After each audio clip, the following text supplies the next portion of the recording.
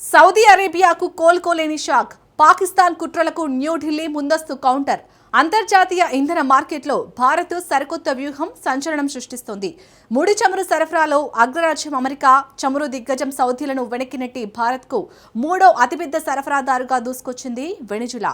ఒకప్పుడు గల్ఫ్ దేశాలపైనే ఆధారపడిన భారత్ ఇప్పుడు రూటు మార్చింది. భారత్తో దోస్తీ నటిస్తూనే పాకిస్తాన్తో సౌదీ అరేబియా కుదుర్చుకున్న నాటో తరహా రక్షణ ఒప్పందం ఢిల్లీని అప్రమత్తం చేసింది. రేపు యుద్ధం వస్తే సౌదీ చమురు ఆపేస్తే పరిస్థితి ఏంటి అన్న ప్రశ్న భారత్ను వణికించింది.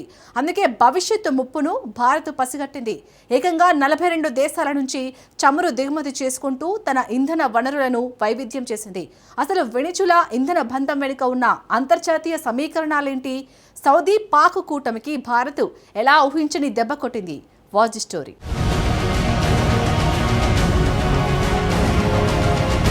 భారత్ క్రూడాయిల్ వ్యూహం మారుతుందా?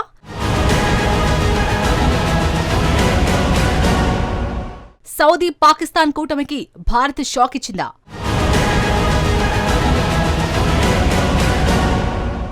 వెనిజులా కొత్త ఇంధన బంధం సీక్రెట్స్ ఏంటి?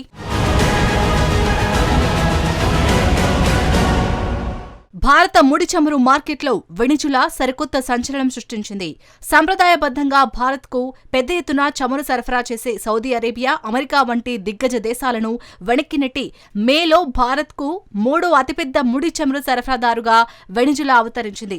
అంతర్జాతీయ మార్కెట్లో వస్తున్న మార్పుల నేపథ్యంలో భారతీయ రిఫైనరీలు తక్కువ ధరకే లభిస్తున్న వెనిజులా ముడి చమురును కొనుగోలుకు మొగ్గు చూపడమే ఇందుకు ప్రధాన కారణం. ఎనర్జీ కార్గో ట్రాకర్ కెప్లర్ విడుదల చేసిన గణాంకాల ప్రకారం మేలో ఇప్పటి వరకు నిత్యం సగటున 4,17,000 బ్యారెళ్ల ముడి చమురును భారత్కు వెనిజులా ఎగుమతి చేసింది. ఏప్రిల్లో జరిగిన సరఫరా 2,83,000 బ్యారెళ్లతో పోలిస్తే ఇది భారీ వృద్ధి అని చెప్పాలి. అంతకుముందు వరుసగా 9 నెలల పాటు వెనిజులా నుంచి భారత్కు ఒక్క బ్యారెల్ చమురు కూడా దిగుమతి కాకపోవడం గమనార్హం. కాగా ఈ మేలో Russia, United Arab Emirates, UAE మాత్రమే వెనిజులా కంటే ఎక్కువ చమురును భారత్కు సరఫరా చేశాయి. పశ్చిమాసియాలో చమురు రవాణాకు అత్యంత కీలకమైన మార్గం హార్ముజ్ జలసంధి. ఈ మార్గంలో తలెత్తుతున్న ఆటంకాలు, అంతర్జాతీయ సరఫరా గొలుసులో వస్తున్న మార్పులతో భారతదేశం తన ముడి చమురు దిగుమతుల వ్యూహాన్ని మార్చుకుంది. ఇందులో భాగంగానే ఇతర దేశాలపై ఆధారపడటాన్ని తగ్గిస్తూ ప్రత్యామ్నాయ మార్గాలను అన్వేషిస్తుంది. నిజానికి దశాబ్దాలుగా గల్ఫ్ దేశాల నుంచి భారత్ భారీగా చమురును కొనుగోలు చేసేది. యుక్రెయిన్ యుద్ధం ముందు వరకు నిత్యం 42 లక్షల బ్యారెళ్ల చమురును దిగుమతి చేసుకునేది. అందులో సౌదీ అరేబియా వాటా 16%.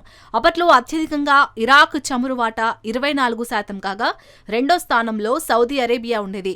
10% చమురు ఎగుమతులతో అమెరికా, యుఏఈ మూడో స్థానంలో ఉండేవి. కానీ యుక్రెయిన్ యుద్ధం భారత్ చమురు దిగుమతుల ముఖ చిత్రం మార్చేసింది. రష్యా చమురు కొనుగోలు ఒప్పందాలను యూరప్ రద్దు చేసుకుంది. దీంతో గల్ఫ్ దేశాల చమురుపైనే యూరప్ కన్నేసింది. దీంతో చమురు ధరలు విపరీతంగా పెరిగాయి.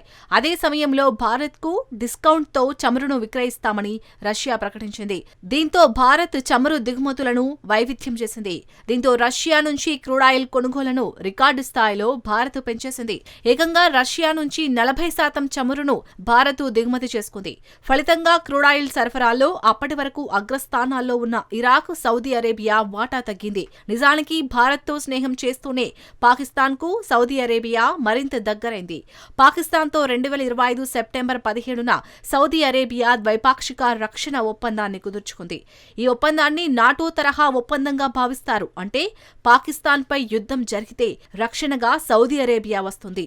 ఇదే భారత్ను కలవరానికి గురిచేసింది. భారత్పై పాకిస్తాన్ ఏ క్షణంలోనైనా దాడి చేయొచ్చు. ఒకవేళ అదే జరిగితే సౌదీ అరేబియా కూడా భారత్పై యుద్ధానికి దిగొచ్చు. లేదంటే పాకిస్తాన్పై దాడులకు నిరసనగా చమురు సరఫరాలను నిలిపివేయొచ్చు. ఇది యుద్ధ కాలంలో భారత్కు అత్యంత తీవ్రమైన సమస్యగా మారే ప్రమాదం ఉంది. అంతేకాకుండా సౌదీ అరేబియాతో మరో సమస్య కూడా భారత్కు ఉంది. ప్రధానంగా అంతర్జాతీయంగా ముడి చమురు మార్కెట్ను సౌదీ అరేబియా శాసిస్తోంది. ఆసియా, యూరప్, అమెరికా మార్కెట్లకు ప్రతి ప్రతి నెల అఫీషియల్ సెల్లింగ్ ప్రైస్ ఓఎస్పీ ప్రకటిస్తుంది. మార్కెట్లో తన పట్టును నిలుపుకోవడానికి ఒక్కోసారి ధరలను విపరీతంగా పెంచేస్తుంది.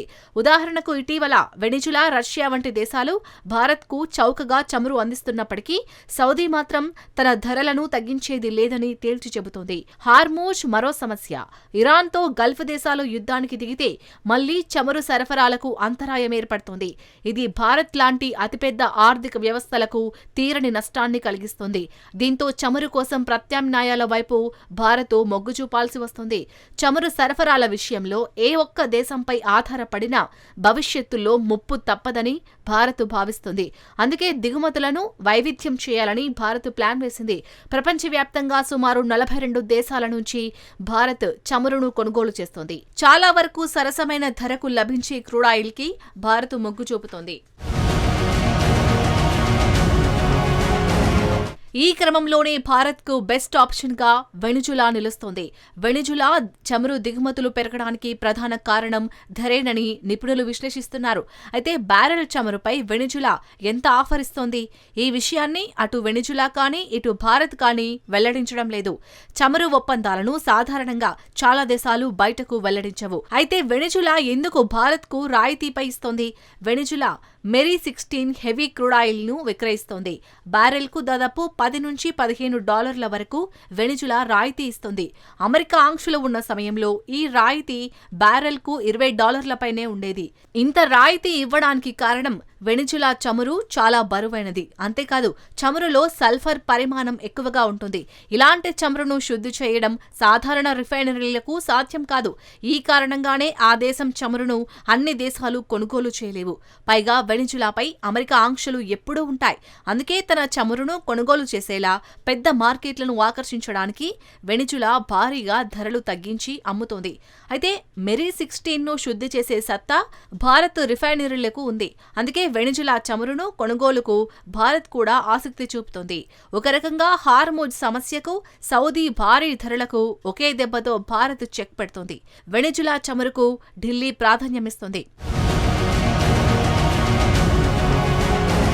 అంతేకాకుండా వెనిజులాకు చెందిన శాన్ క్రిస్టోబల్ కార్బోబోలో భారత్ భారీగా పెట్టుబడులు పెట్టింది. అయితే అమెరికా ఆంక్షల కారణంగా $50 కోట్ల చమురు లాభాలను భారత్కు వెనిజులా చెల్లించలేకపోయింది. ఈ నిధులకు బదులుగా చమురును సరఫరా చేసేందుకు వెనిజులా అంగీకరించింది. ఇప్పుడు ఈ సరఫరాలు పెంచేందుకు ఇరు దేశాలు మొగ్గు చూపుతున్నాయి. ఈ నేపథ్యంలోనే వెనిజులా తాత్కాలిక అధ్యక్షురాలు డెల్సీ రోడ్రిగ్జ్ వచ్చే వారం భారత్లో పర్యటించనున్నారు. భారత్, వెనిజులా దేశాల మధ్య చమురు కొనుగోళ్లు, ఇంధన రంగ భాగస్వామ్యం, ద్వైపాక్షిక సంబంధాల బలోపేతం వంటి అంశాలు డెల్సీ చర్చలు జరిపే అవకాశం ఉంది.